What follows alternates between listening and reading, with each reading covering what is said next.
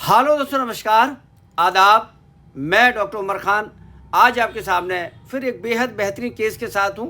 हर एक केस नया होता है, हर एक केस में नई चीज़ होती है, हर एक केस का डायग्नोसिस अलग होता है, हर एक केस का ट्रीटमेंट अलग होता है। तो हर एक केस को हम बारीकी से आप लोग को बताते हैं, समझाते हैं, दिखाते हैं, जिससे पशु मालिक अपने पशु का डायग्नोसिस कर पाए, समझ पाए, देख पाए, और जो लोग फील्ड में काम करने वाले हैं उनके काम में भी थोड़ा सुधार आए और अच्छे से देखें।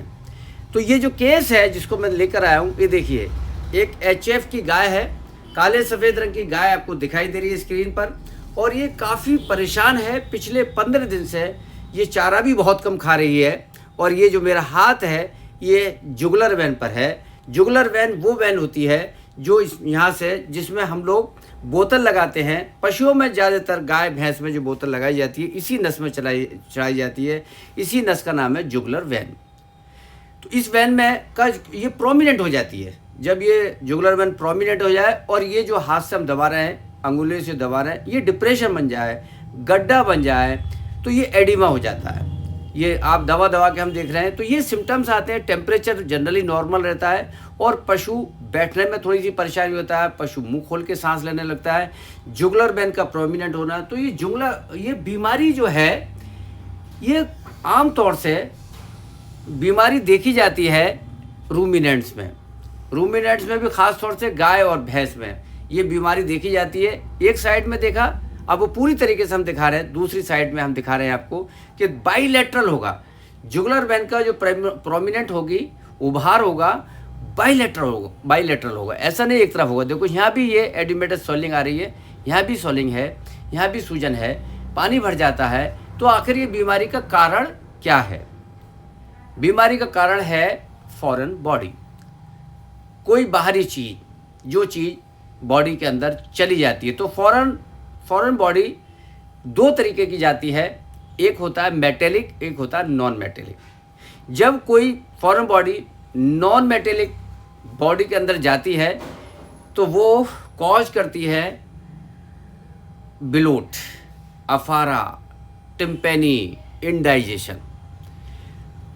तो ये देखा जाता है कि बार बार अगर अफारा किसी पशु में बना है और दवा देने के बाद ठीक हो जाता है और दोबारा फिर हो जाता है, तो ये माना जाता है कि ये केस बिलोट और टिम्पेनी का हो सकता है, कि ये केस हो फॉरेन बॉडी, प्लास्टिक थैली, प्लास्टिक की रस्सी, प्लास्टिक का कोई मटेरियल, कोई जब पशु खा लेता है, निगल जाता है, तो ये सिम्टम्स आते हैं।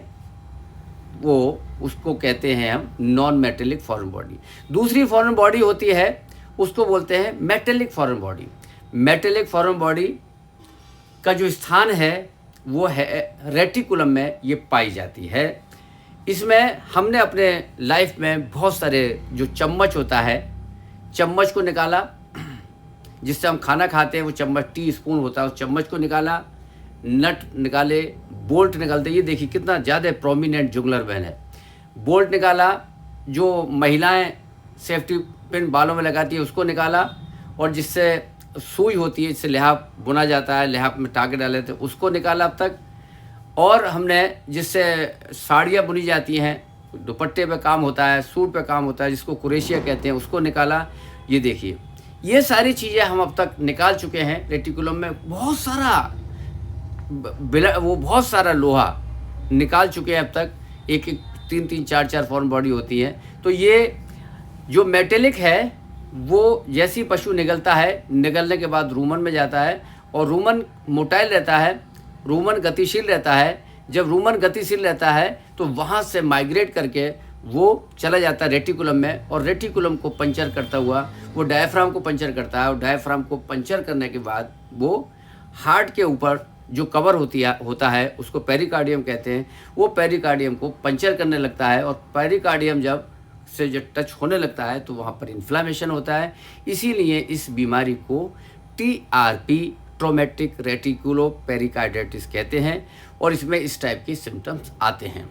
जब इस टाइप के सिम्टम्स किसी पशु में, गाय या भैंस में आ जाए, तो यहाँ से गाय भैंस का बचना बहुत मुश्किल होता है। इसके ऊपर हमने बहुत सारा काम किया है। हमारा काम DH के ऊपर है, INTU के ऊपर है, ये टीआरपी के ऊपर भी हम काम बहुत सारा कर रहे हैं और एक दिन ऐसा आएगा कि टीआरपी के रिजल्ट भी हमारे 90%, 95% से ऊपर होंगे। आज की तारीख में 50-60% हमारे रिजल्ट आते हैं, पशु बहुत सारे ठीक होते हैं। हम इसका फॉलोअप भी डालें ताकि लोगों के अंदर विश्वास और यकीन पैदा हो कि यहाँ से भी पशु को बचा लिया जाता है। तो अगर किसी का पशु के बीच में, टांगों के बीच में सूजन आ जाती है, जुगुलर में प्रोमिनेंट हो जाती है और जौ के नीचे सूजन नहीं आती है, जबड़े के नीचे सूजन नहीं आती है, तो ये मान के चला जाए केस टीआरपी का हो सकता है। अगर जौ के नीचे सूजन है, जबड़े के नीचे सूजन है, तो ये एलएफ का भी केस हो सकता है। सर्जरी से पहले हमें हमेशा इस केस की डीवर्मिंग करानी चाहिए। डीवर्मिंग के लिए नीलजान या फेसबिन का इस्तेमाल कर सकते हैं। उसकी अगर लीवर फ्लू का केस है, सस्पेक्टेड केस है, कभी कभी ये देखा जाता है कि पेट के कीड़ों की वजह से भी सूजन आती है, उसके बाद ही हम लोग डिसीजन लेते हैं कि इसको सर्जरी करना चाहिए या नहीं करना चाहिए। तो इस तरीके से मैं बहुत सारे वीडियो डालता हूँ, बनाता हूँ, ताकि आप एक गलत इलाज से, आप आर्थिक नुकसान से बच पाएँ। इलाज कराने से कोई फ़ायदा नहीं होगा। मेरे चैनल को आप सब्सक्राइब करें, लाइक और शेयर करें। थैंक यू, धन्यवाद, आदाब।